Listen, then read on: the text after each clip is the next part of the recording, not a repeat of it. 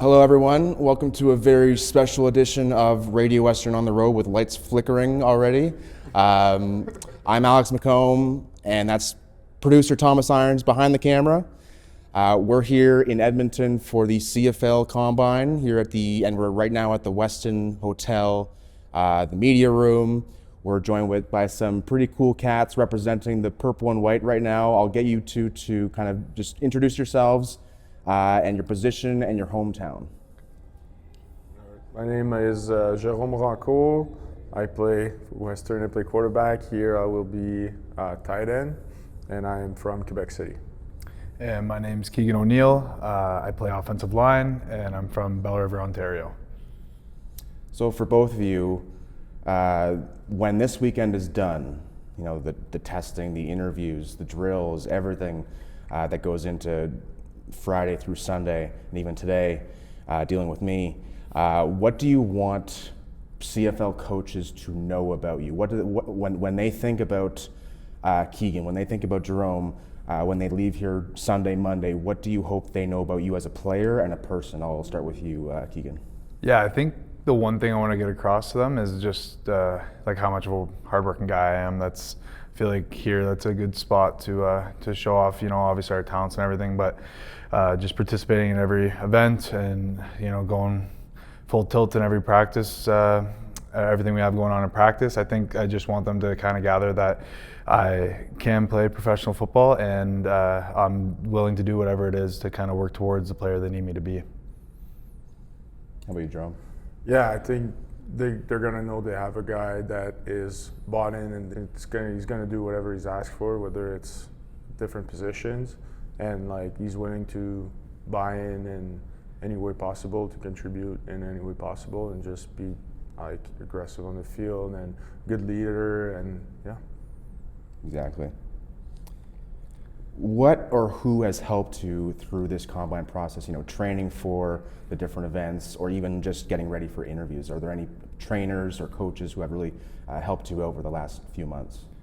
Yeah, you know, obviously our coaches at Western, I have talked to, you know, Gates and Sean and G-Mars multiple times and just, you know, getting their insights and I kind of just take everything I can from those guys in terms of interviews, in terms of what's going to happen at the Combine, you know, how to approach it, how to really ground yourself when you're here, because it's pretty intimidating, but we're here for a reason, and that's something you always, you know, we're going to keep in mind. And other than that, the training side of things, my trainer Trevor Williamson, I was working with him for a couple of years now, and he definitely put in a lot of work towards my Combine prep.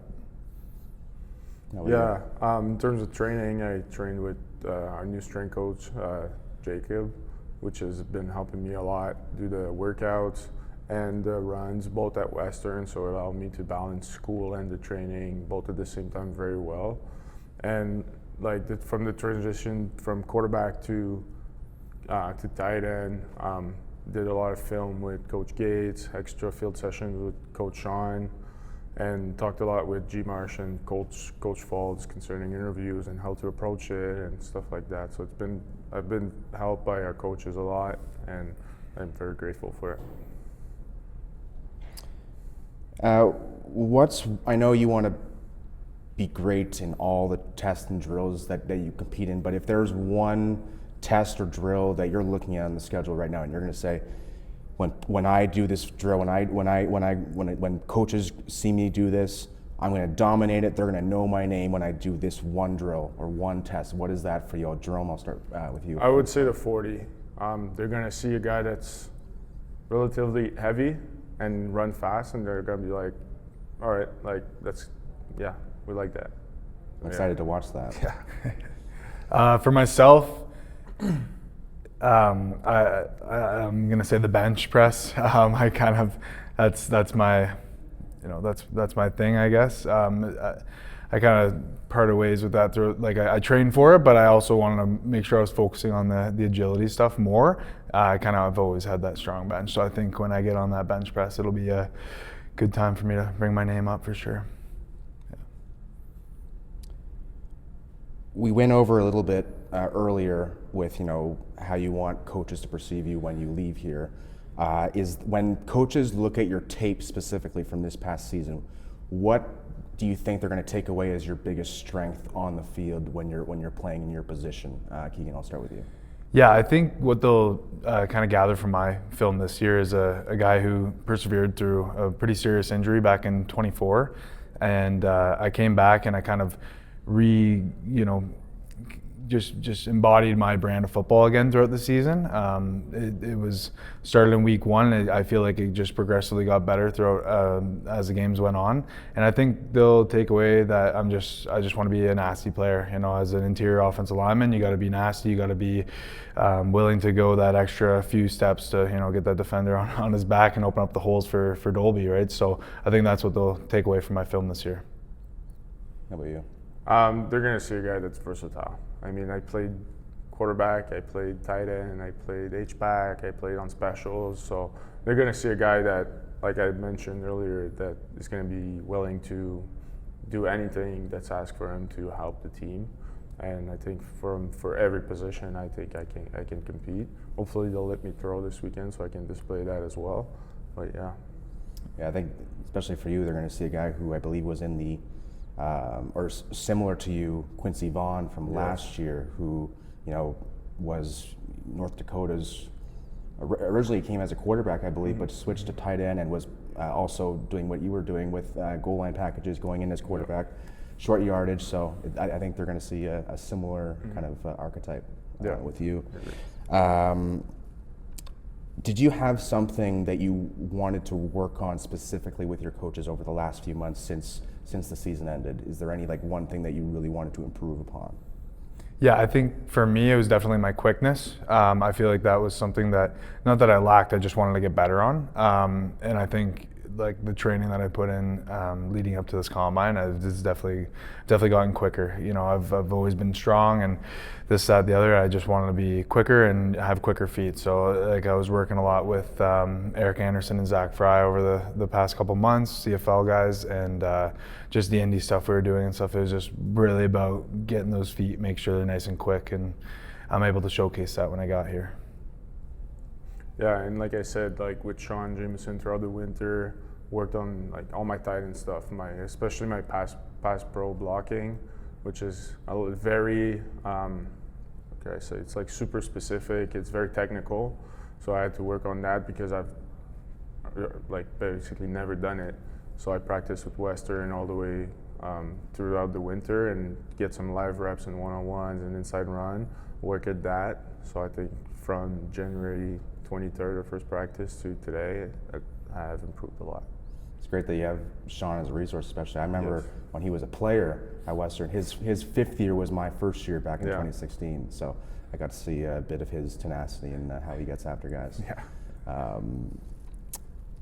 What does a typical week look like for you guys heading into this week for this semester? Training for a combine, getting ready for the draft, getting ready to talk to teams, but also being a student at Western. What has it been like? Jerome, I'll start with you. I think you just got a ring too. Yes, I just got my iron ring 2 weeks ago. So yeah, it's been very busy. I've taken 6 courses, and it's just about discipline. So I would most of the days work out in the morning and then have class. So I would start my day with run, workout, then go to class, and then just repeat the next day. And it would be like that throughout the whole week. Practice with the team, like I mentioned already, to get live reps and be around the guys and stuff. And Saturday lift and film with the coaches throughout the week whenever I could fit time. So yeah. How about you, Keegan? It's honestly pretty similar. We're grinding out the end of my degree right now. It's my last semester, and it's wake up in the morning, get after it, go run. Usually, it's every week was structured accordingly to my training. We had it all planned out, and it was run, train, school, finish up anything else we had to do, watch film, get ready for interviews. It's it was a lot of work, but when you get into the flow of things, honestly, I'm gonna miss training for the combine. I'm gonna go back. When I go back, I'm gonna kind of approach it the exact same way. Just keep on training towards just the next level now. And kind of for the interview process specifically, have you been told or advised to prepare for certain weird questions, kind of put you on your feet questions? I know I've heard questions like, what can you do with a brick? What like just weird things that just put you on your toes, make you think quickly. Have you been told to, prepare for that kind of thing? Is that on the table for this week for you? I haven't prepared for like super like random questions like that. But the one thing I talked about with the coaches, it's just be honest. I think that's the plan. Whatever question they throw at me, I think the honesty and being true to myself is gonna be rewarding, and it's gonna show my true character. Yeah, I talked with like Zach Fry a little bit, and he told me a few different questions he had. One was, what kind of donut would you be? And I was like, as soon as he said that, I was like, wow, really? And he was like, yeah, I got asked that. I was like, okay, well, I'm going to have to think about that. I didn't put too much time towards the donut question, but yeah, there's a couple like funny things that kind of got brought up in conversation, but that was kind of the one that stood out. But kind of like Jerome said, is like just like if you're just honest and just yourself, like that's I feel from everything that I've gathered from people I've talked to about going into this, it's just like just be yourself. Like don't lie. Like they want to see how genuine of a person you are, like what your values are, and I think if you approach it the right way, like there's no big need to really stress. Just be yourself, and yeah, it'll work out. Now I have a few individual questions. Jerome, you're here officially as an H-back, fullback / tight end. It's one of those positions, especially at Western, where you kind of get thrown into it.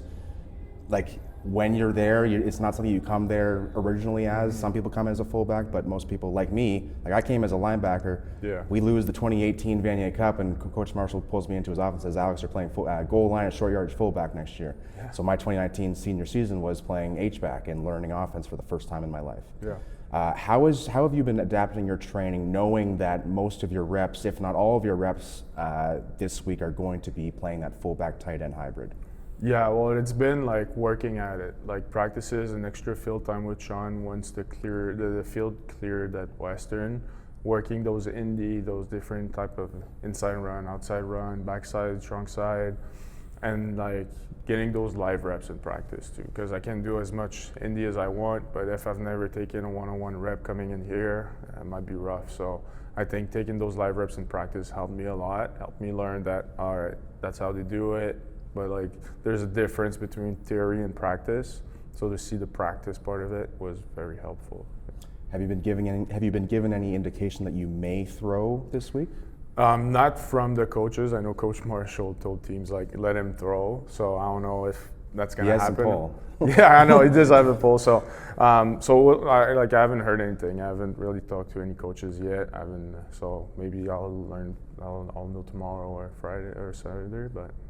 Yeah. And just sticking with you for another minute here, I hear you're a big motorcycle guy. Yes. That's is that kind of your way of kind of escaping football, just kind of relaxing, bringing yourself back down? In the summer, like whenever it's nice out, or not that nice, but whenever I have time on weekends or at nights, it's just a good time. You can't think about anything else, and I like to. Well, I'm back home. My dad has a motorcycle, and I got my license a couple of years back, so whenever I have time, there's a lot of great roads that are not like highways, that are curvy in the mountains and the forest. So it's great to see like outside and just be in a different like kind of space, and just be like not do nothing else but just ride around. Do you have a dream bike? I would say I would like probably go with like my dad has a GS 1050. Now I think they're up to 1300 or something, so probably a newer version of it.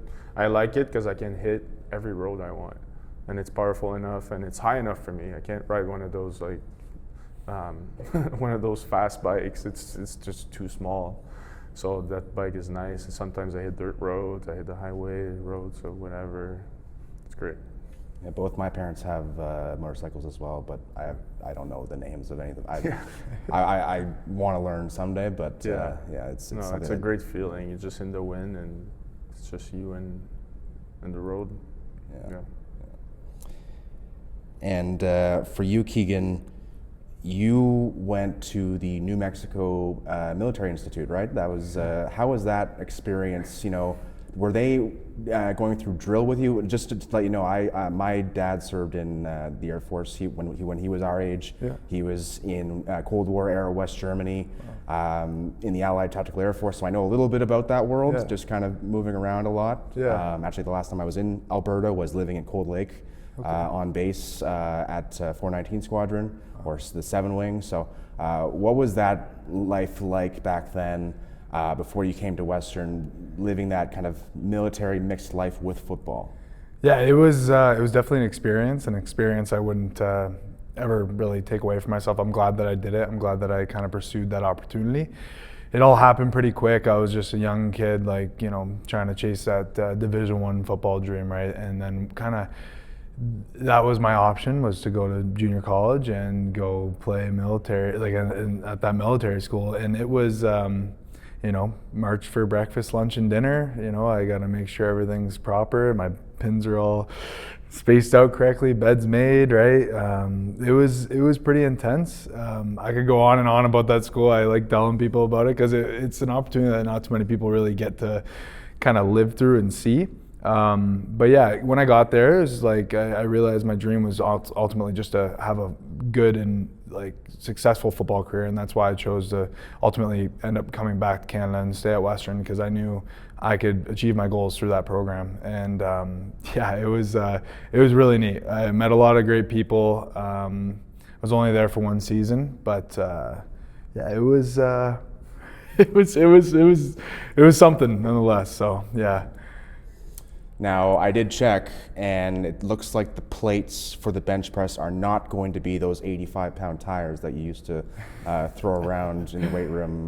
What was that time like? I think that was pandemic era when you were using more maybe some makeshift equipment, but they looked pretty heavy. That was I mean, for a high school age kid, that was a lot. Well, you know, I've always been like, I feel like as soon as I got into football, I was in high school, and I was actually in the gym before that. I fell in love with the gym, and then I fell in love with football, and I was like, wow, they go so great together, right? So I've always been a gym rat, and once the pandemic hit, I was like, well, I can't just not work out. Like, I got to figure something out. So I took out the winter tires, and, you know, got my dad to get me some rebar, and then my stepdad, he got some turf for me. So I kind of made a little makeshift gym in my garage. We made up a squat rack out of, you know, stop sign poles, right? So we made it all great. It was excellent. And then I had tires for a bit, and then I upgraded, and I used some drain tile and cut it up, poured some Quickcrete in it, a little PVC in the middle, made some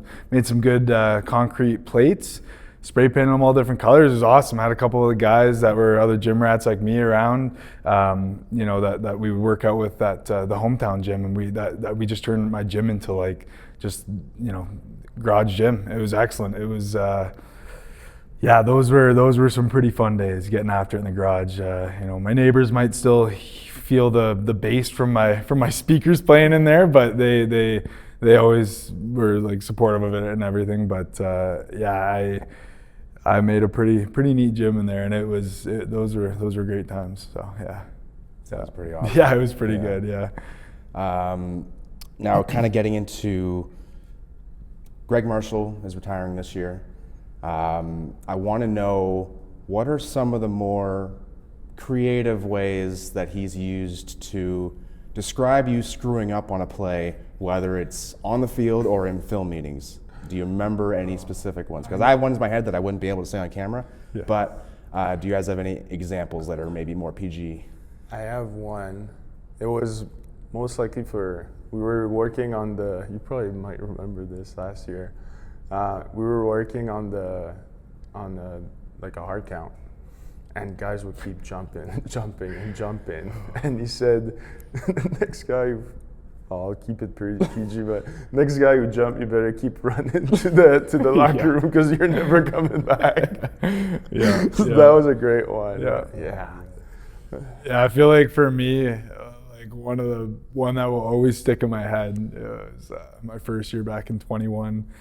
And we were in Guelph, and that was week 2, and we took that was our loss of the season. And I remember the last field goal, I was on that unit, and some of the vets were like, yo, get out, like there's too many guys. So I sprinted off, and I remember him looking at me and few words came out of his mouth, and then after he was like, and I was like, just, you know, first year big-eyed, like, didn't know what to do, and like, yeah, he's after that, it was like, in the moment, it was almost like it was silent, but you could see it in his face, like he was right. But after the game, it was he came up, and like that's the thing is, I feel like good coaches, you know, they do that, but then they pick you up after. And G. Marsh was excellent at that throughout his whole career.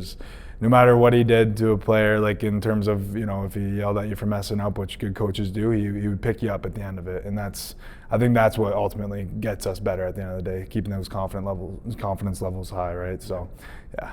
Yeah, and you'd mentioned that story to me a couple of years ago. Yeah. And that was actually what I was going to go to next, which was, you know, how he's shown his compassion. Jerome, do you have kind of a story on the other side of the coin where maybe things that people don't see because he has a reputation of being very intense? Yeah.